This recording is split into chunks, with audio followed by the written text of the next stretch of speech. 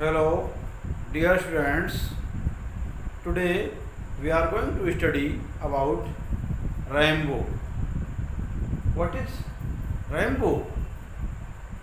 When sunlight appears after a rain shower, we see a natural spectrum of light in the sky. This is known as rainbow.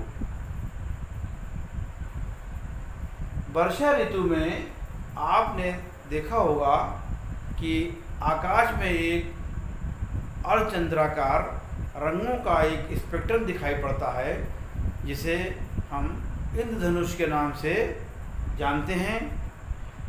प्यारे बच्चों, कभी आपने ये सोचा कि ये इंद्रधनुष क्यों बनता है?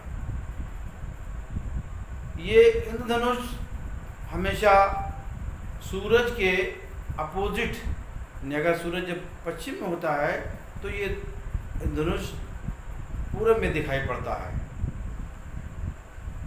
ये यहाँ पर ये ड्रॉपलेट दिखाया गया है। तो ये सन लाइट, जब पानी की बूंदों पर सनलाइट पड़ती है तो रिफ्लेक्ट होकर के ये दिखाया गया है रेड एंड वायलेट। जो इंद्रधनुष है उसके अंदर सतरंगी इंद्रधनुष होता है और उसको हम कहते हैं विबग्योर। ये होता है विबग्योर।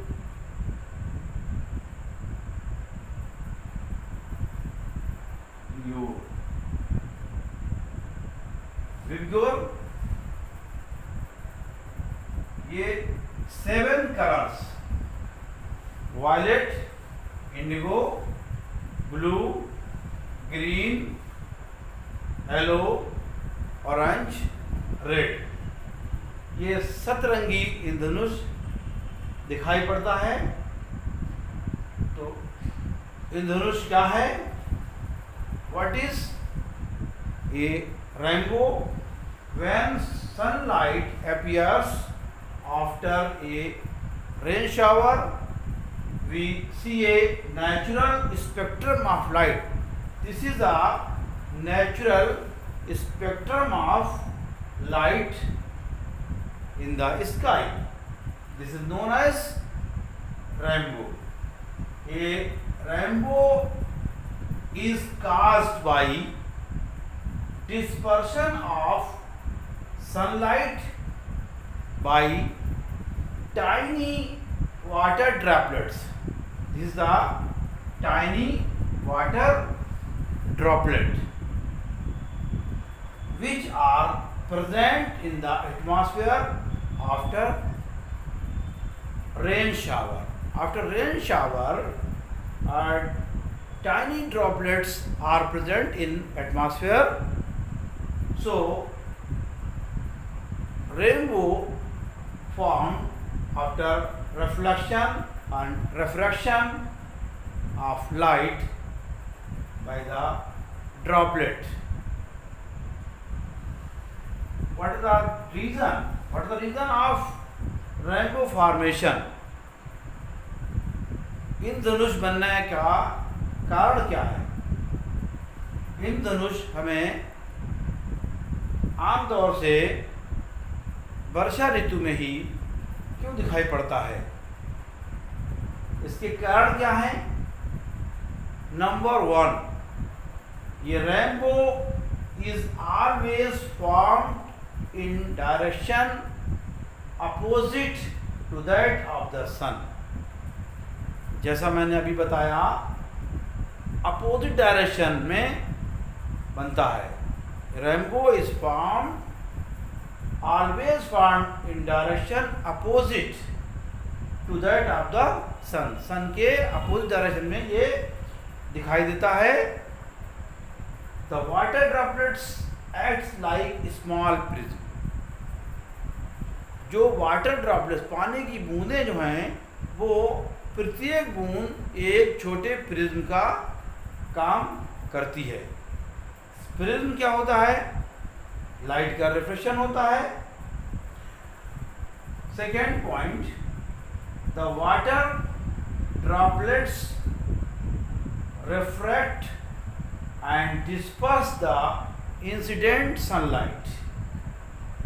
द वाटर ड्रॉपलेट्स यानी कि जो पानी की बूंदों पर जो सनलाइट पड़ती है उसको ये रिफ्लेक्ट कर देता है और डिस्पर्स कर देता है, इसका विकिरण कर देता है।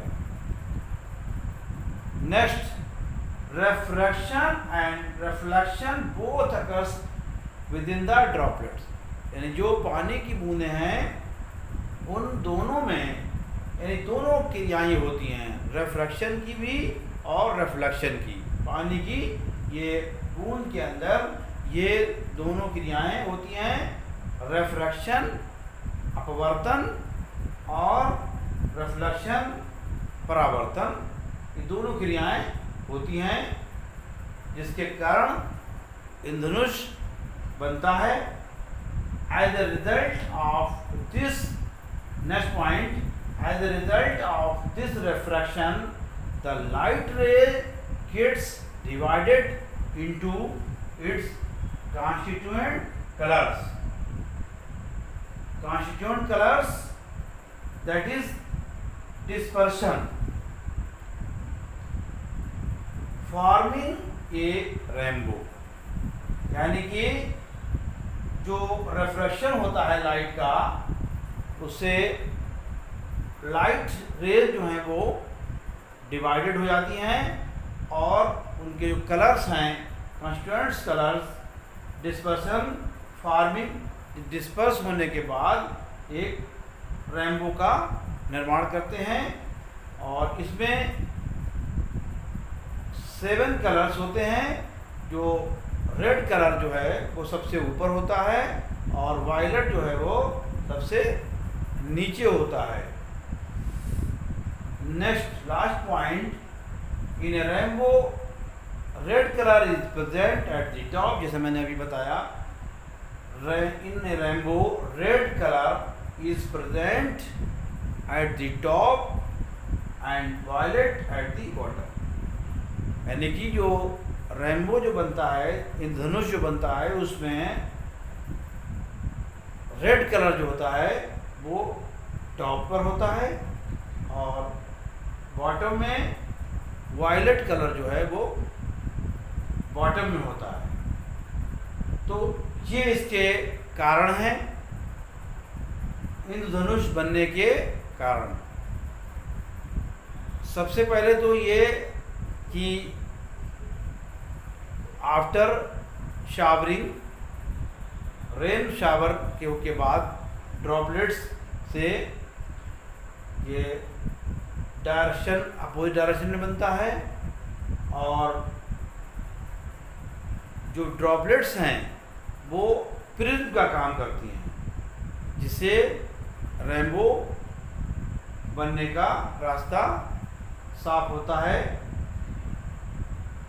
और ये इसमें रिफ्रैक्शन, यानी जो पानी की बूंदें हैं उनमें रिफ्रैक्शन और रिफ्लेक्शन दोनों इसमें होते हैं, से रंगों का डिस्पर्सन हो जाता है और हमें जो है इंद्रधनुष दिखाई पड़ता है। अब आपने देखा होगा ये जो रेनबो है वो आपको आधा दिखाई पड़ता है, गोलाई में गोल, आधा गोल दिखाई पड़ता है, जबकि ऐसा नहीं होता है। ये पूरा वृत्ताकार होता है, मगर हमें दिखाई आधा पड़ता है, क्योंकि जो हमारी जो नीचे उसको आंखें नहीं देख पाती हैं। कोई भी एरोप्लेन में अगर कोई सफ़र कर रहा है तो वो रेनबो को पूरा गोल देख सकता है। Thank you.